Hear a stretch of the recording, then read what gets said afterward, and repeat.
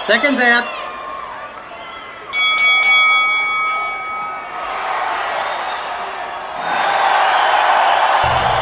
Okay, hello everyone. I'm Jake from TBG. We love boxing, and this is the first in my series of getting to know you. And first off the rank is Charlie Senior, current Australian champion. Current Australian champion. So that's a youth champion or open? Elite. Youth champion, elite champion. Yeah. And that's your second Australian title? I think I've won four Australian titles. Yeah. So how long have you been boxing? I've been boxing for 10 years now. And did you start here at Lacey's? I've always been at Lacey's. They first started off at Live Fit in Clarkson. Yep. And then we moved here a few years later, and I've been here ever since. Yeah, right. So everything you've learned directly Everything I've learned has come from Lace. Wow, that's awesome. So Charlie, I know there's a bit of an accent. Yeah. So I'm originally born in England, but I've been in Australia for 18 years now. Oh wow, you still got that accent. Yeah. Everyone at home's English. All my friends just happen to be English, so it's kind of stuck.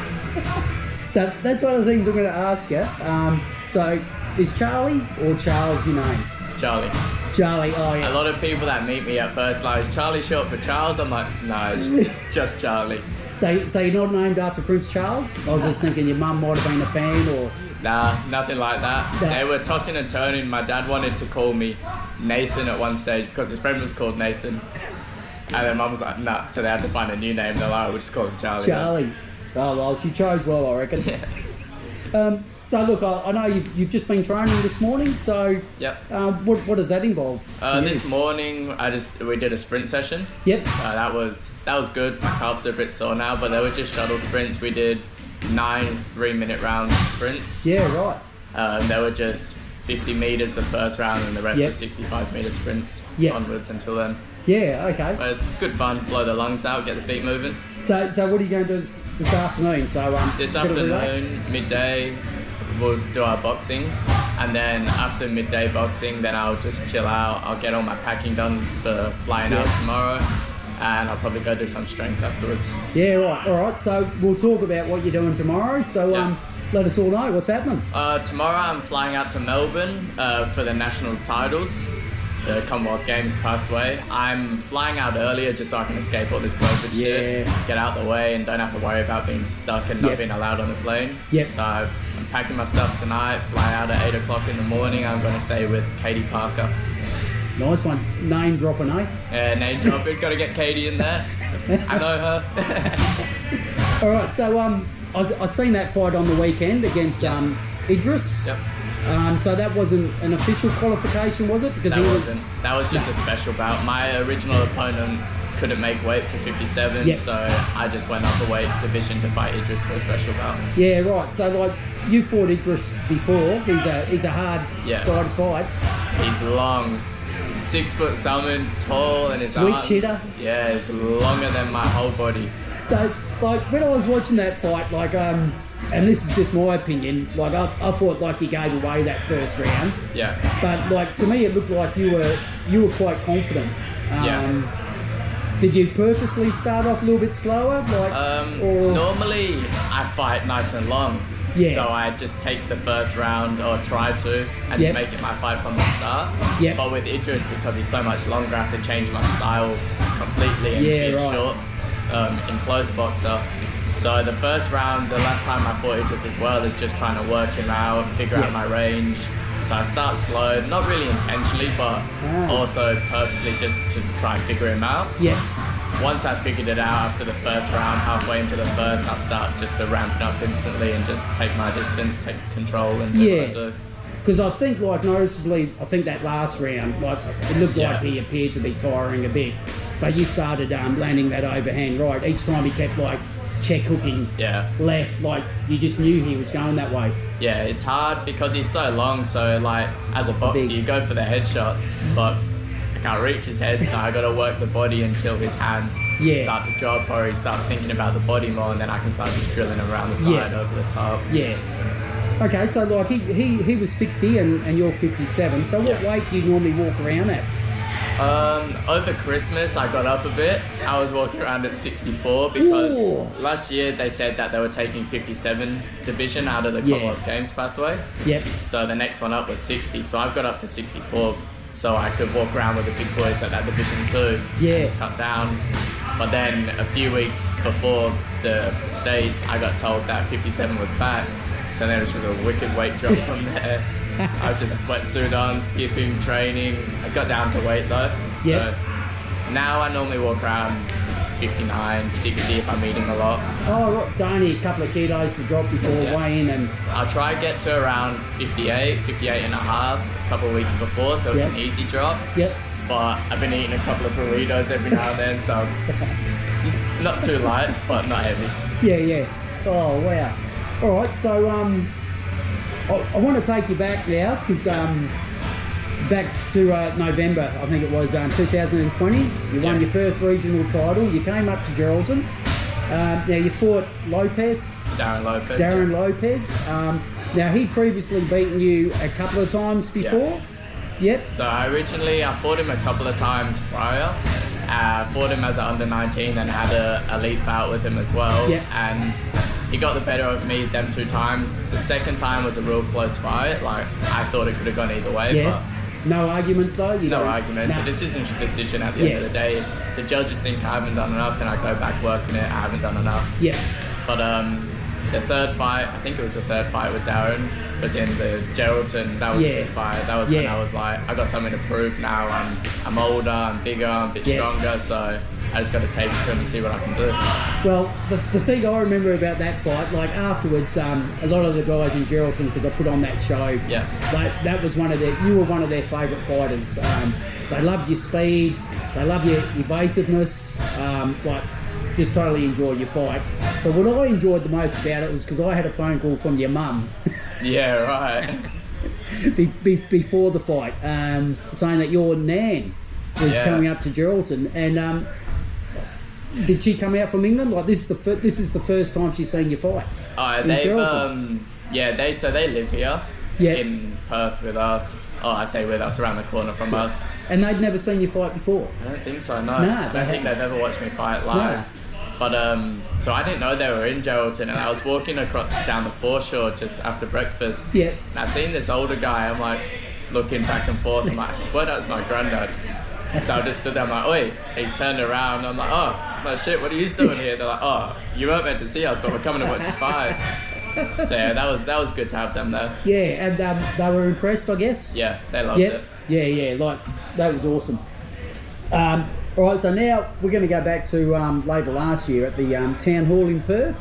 Yeah. When South Australia came across, and I think you moved up a division again. So this seems to be a bit of a common theme. Yeah, it's just normal for me. If I don't get a fight at my weight, I'll just go up and try to fight. Just experience. Yeah, just to get as much ring time as I can. Because when you go international, I don't have 100 fights yet, but I'm fighting grown men with upwards of 100 fights. Yeah. So I got to get the experience and ring time as much as I can. Yeah. All right. So I can't pronounce his last name, but you fought that guy, Fred Ziwa. Yeah. I think that's how you say it. Correct me if I'm wrong, Fred. Hope you're watching, Fred. So he was a light welterweight, I think, for that fight. Yeah, I think he cut down a fair few. Yeah, right. We fought at 60, and I would have been 56 at the time. But he dropped some weight. I went up weight to fight him. He dropped something else as well, though, didn't he? Yeah, he dropped me. I see that left hook land, and look, I'm impressed how you got up. Oh, that was the first time I think I've ever been rocked properly, ever been sat down. And all I remember, because he's a strong boxer, he's got the man strength on me, age, the years, the weight, and he's come out, and then all of a sudden he did some unorthodox shit, and I was like, what is going on? And then all of a sudden I remember just standing up, turning around and laughing to Justin. He's like, what are you laughing at? I'm like, I don't know what happened. He's like, oh, you just got dropped with a left hook. I'm like, all right, sound. You didn't realise, like, when you came back to the corner? Didn't even realise what happened. I just stood up and I was just laughing. Oh. Just caught me snap on the chin, just flashed me. And then, do I remember rightly, you got hurt again in that fight? Yeah. Or was it dropped or just hurt? In a couple of minutes after, I was boxing nice along, but then again he he came in and I was moving, but he snuck an uppercut in, and I didn't feel too bad. Like, I felt alright, but it must have been a clean shot, and the ref just gave the 8 count. Yeah. But I mean, I think the crowd could see you were hurt, and you would have had a bit of family and friends in there. Yeah, there was a few people there, but it doesn't really bother me if people come. I'm one of them, like, if people come, they come. If they don't, I don't care if there's anyone there to watch me. Like, if I win or lose, I don't care if there's a crowd or if there isn't. Like, I can box with no one there. But what really impressed me about that fight, seeing you go down so hard, wouldn't have surprised me if the ref had stopped it. Yeah. But they didn't, because at the level you're at.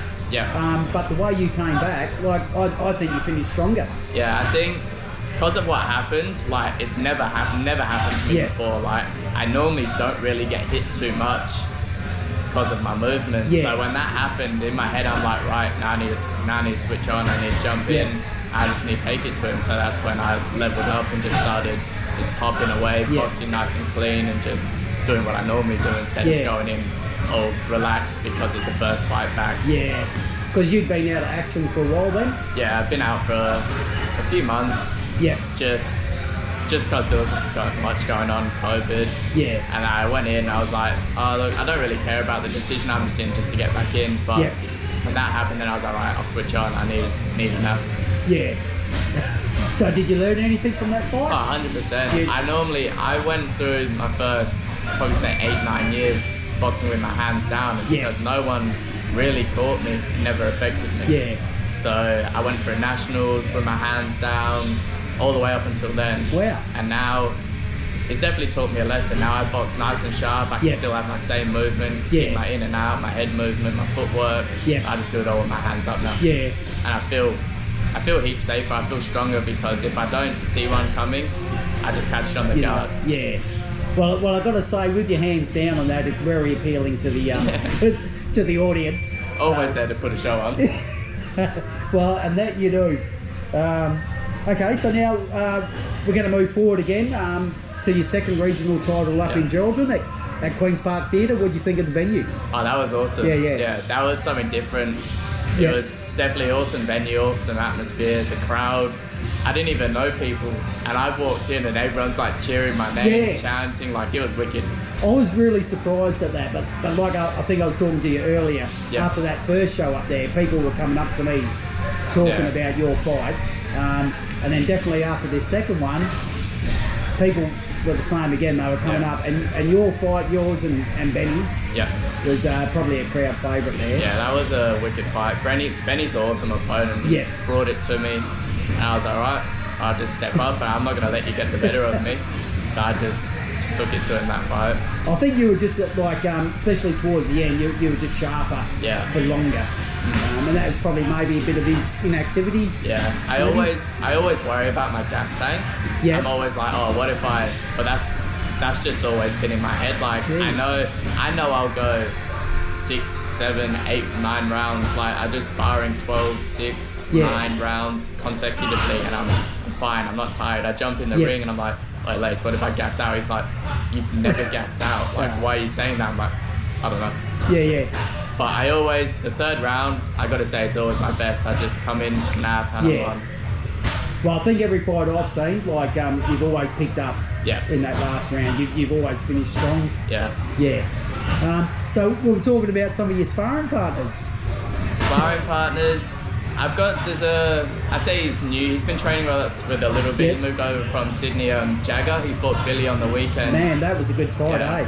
I've been sparring Jagger, and he's sharp. He's a bit heavier than me, 63.5, but like, he's sharp, he's quick, he's strong, and he's got the movement. So that's a perfect sparring partner. That was a close fight, eh? You think, him and Billy? I wouldn't have been surprised either way. Jagger's one of my gym partners, a good mate, and Billy's also my good mate. So I'm just sat there on the edge, like, I'm just not saying a word. I'm just watching. I'm like, oh shit, this could go either way.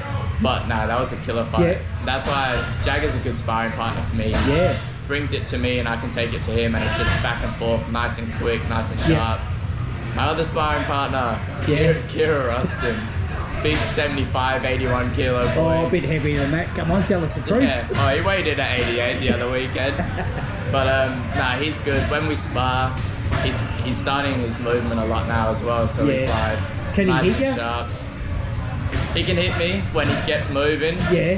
at the time, if he's relaxed, it's harder to hit, obviously, because I'm lighter and I'm a lot quicker. Yeah. But when he starts bringing it to me, then I don't want to be hit. Yeah, right. He hits like a truck. All right. So I think I've covered most of the fights I wanted to cover. So yeah, you can just tell us a bit about you. So you don't work. Boxing is full time? Boxing full time. I work every now and then if I feel like I need the money, but money doesn't really appeal to me either. I can do things without like feeling the need to spend money. So I'm just in the gym full time. I train 2 to 3 times a day. Mornings, cardio is either swimming or running. Depending on how I feel after, I'll go to the gym at 9:30, do my weights, strength and conditioning. So how do you do that every day, or you? I try to do that every day.